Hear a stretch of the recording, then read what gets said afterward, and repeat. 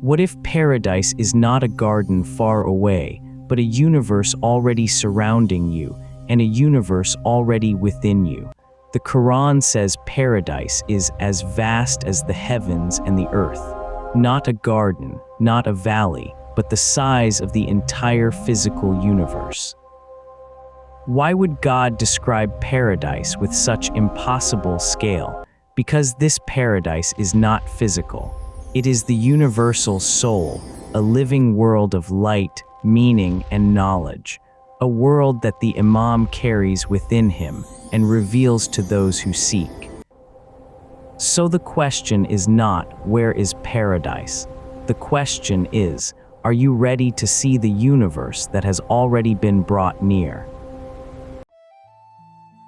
The universe-sized paradise.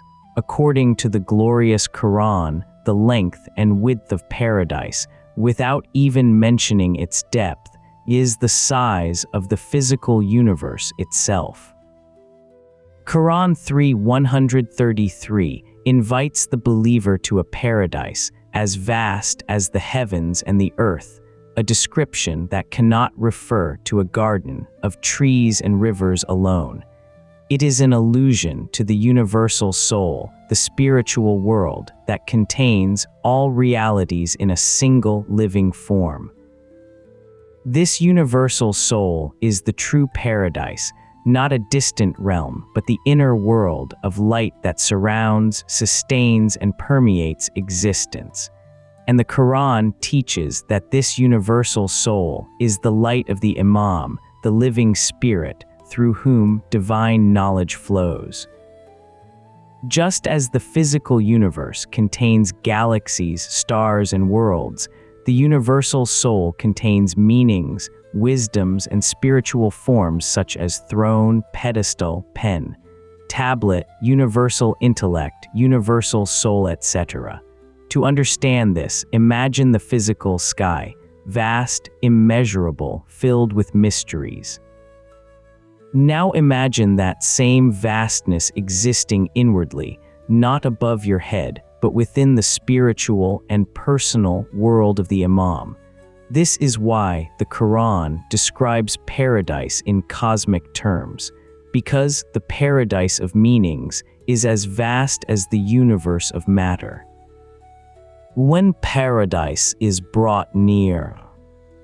The great miracles promised in the Quran are not merely events of the last day, they are revelations of the inner world. In Quran 26:90, God says, "And paradise will be brought near for the righteous." This does not mean that a garden will float toward them in the sky. It means that the universal paradise, the world of meanings, will be unveiled within the personal world of the Imam. Just as a telescope brings distant galaxies into view, the Imam brings the hidden universe of meanings near to the believer. Through him, the spiritual world becomes observable, study-able, and recognizable. For example, when a scientist looks through a microscope, the unseen becomes visible. When a believer looks through the Imam, the unseen meanings of the Quran become visible. This is the miracle of nearness, not physical distance shrinking, but inner perception awakening. Well, the infinite made finite, then infinite again. God is omnipotent. He can enfold infinite realities into a single point, and he can unfold that point into an infinite universe, all without disturbing the order of creation. The Quran hints at this mystery when it speaks of the heavens being rolled up like a scroll and then spread out again. This is the secret of the personal world. God can gather the entire universe, the heavens, the earth, the outer world, the inner world, and place them within the spiritual world of the Imam. There, the infinite becomes finite, not by shrinking, but by being contained in a higher form. Think of it like this. The map contains an entire country in a small sheet of paper. A seed contains an entire tree in a tiny kernel.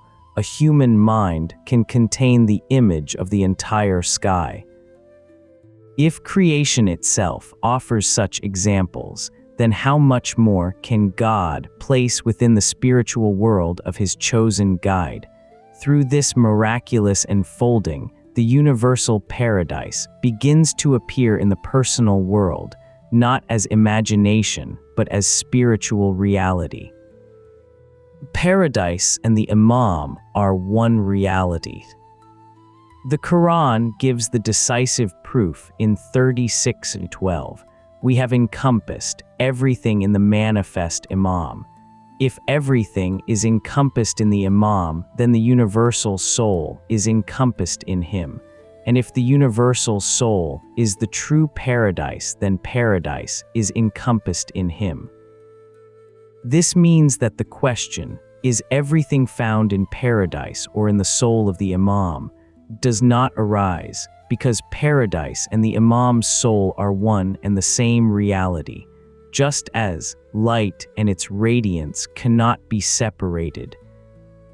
The sun and its warmth cannot be divided, meaning and its expression cannot be split, so too the universal paradise and the Imam's soul cannot be separated. To recognize the Imam is to recognize the universal soul. To recognize the universal soul is to recognize paradise. And to recognize paradise is to recognize the inner meaning of the Quran. A reflection and Q&A to follow. What if paradise was never far?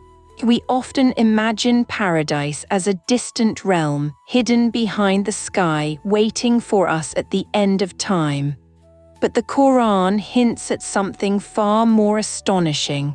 Paradise is as vast as the universe itself.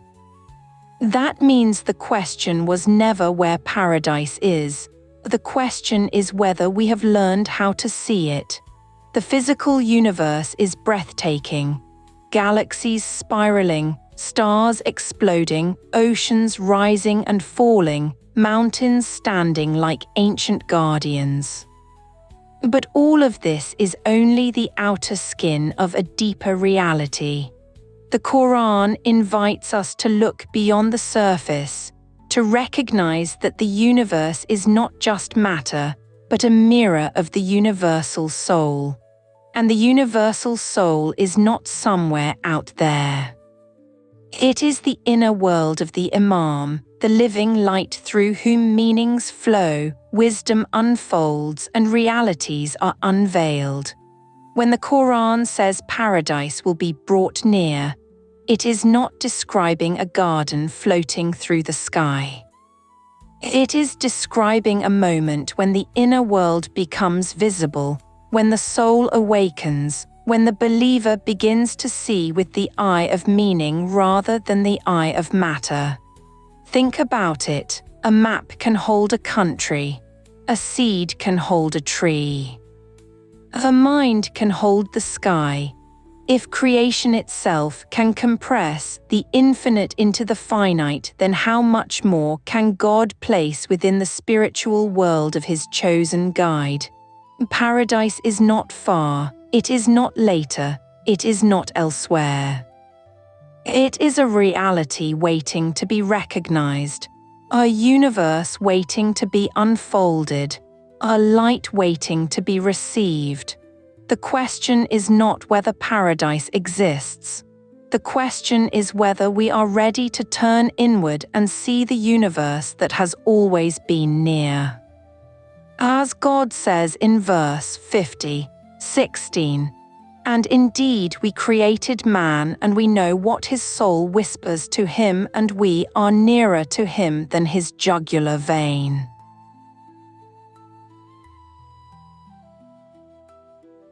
Ya Ali Madad Rahima. This a fascinating subject. My research shows that there is a general consensus by scholars that it refers to studying the universe, reflecting upon its signs, and developing civilization only, but that does not what the Qur'an says, does it? Mawla Ali Madad Rahim. You're absolutely right to question that, Rahim. Most scholars interpret subjugation as studying the universe, reflecting on its signs, and building civilization. And while these are good and necessary, they only touch the outer crust of what the Quran is pointing to. The Quran does not limit subjugation to scientific progress or intellectual observation. It speaks of whatsoever is in the heavens and the earth, which includes not only matter, but souls, angels, spiritual forces, and inner worlds. So, the deeper meaning is hidden from scholars? In a way, their eyesight is physical, the key is inner eyes. The thawil of this verse is only possible through the mercy of the Imam. It is only through his permission that the spiritual eyes can open. Why? Because thawil is not an academic exercise. It is a light, a bestowal, a spiritual unveiling. It is given to the successful believer who has purified the soul, emerged in the Murshid, emerged in the Prophet, and merged in God through the Imam's guidance. Only then does the inner meaning of subjugation become experienced, not just theorized. So, scholars remain on the surface because they lack this means? Yes. This is why many scholars remain on the outer layer. They have knowledge, but they do not have the means of thawil, the spiritual key that unlocks the inner universe. Without the Imam's light, they can only interpret the verse through the lens of the physical world. So they speak of telescopes, astronomy, civilization, and reflection, all valid, but incomplete. The Quran's meaning is far deeper. Subjugation is both external and internal, outer and inner, apparent and hidden. External through science, internal through the Imam, and the internal is far greater of the two. And what does the believer receive through the Imam's mercy? Through the Imam's mercy, the believer receives the knowledge that the universe is already subjugated, potentially the spiritual world is already accessible, and the universal soul is already near, waiting to be recognized. This is the thawil that scholars cannot reach through study alone. It is a gift, a light, spiritually given, granted only through the Imam of the time. Quran, Surah Al-Imran, Chapter 3, Verse 7. I've been further reading the verse about subjugation. He has subjugated to you whatever is in the heavens and the earth. But honestly, this sounds huge. Has everything really been subjugated to us? And if so, why don't we feel it? It is huge, and that's why most people miss it. The Quran says, everything has already been subjugated. But understanding this requires the eye of the perfect man. Why? Because subjugation is not just physical, it is internal. Unless a person becomes annihilated in the Murshid, then in the Prophet, then in God, the deeper layers of subjugation remain hidden. But don't worry, even if that feels far away, you can still reach the knowledge of certainty. That's the first doorway of luminous knowledge and wisdom. So, the verse is telling us something deeper than just the world is yours? Exactly.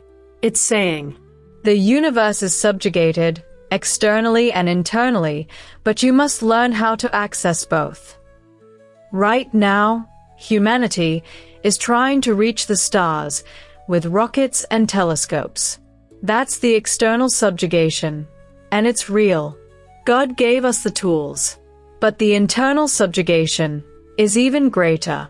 It happens through spiritual science, through the personal world, through the soul. When that awakens, the spiritual universe becomes as accessible as the physical one under the command be. You mentioned imagination earlier. How does imagination fit into subjugation? imagination, the fastest workshop in existence. It moves with the speed of lightning.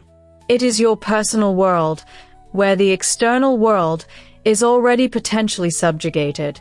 Think about it. Right now, you can imagine any place, any person, any moment, instantly. You can travel across the world in a thought. You can bring the past into the present. You can reshape reality in your mind. Is that not a miracle? It's like the jinn who brought the throne of the Queen of Sheba to Prophet Solomon. But perhaps the jinn wasn't transporting anything. Perhaps he was revealing that the throne already existed in the inner world potentially. That's mind-bending. But what about the verse that says the believer receives his book in his right hand and returns to his family joyfully? Is that connected? Very much so. Those verses describe the individual and representative resurrection, and it happens in this world. When a believer reaches spiritual success, he returns to his people with boundless joy. What joy? The joy of knowledge, of recognition, of the treasure of meanings, the joy of the universe being subjugated internally, the joy of the Imam becoming his speaking book, his living Quran, his record of deeds. This is not a private joy, it is collective.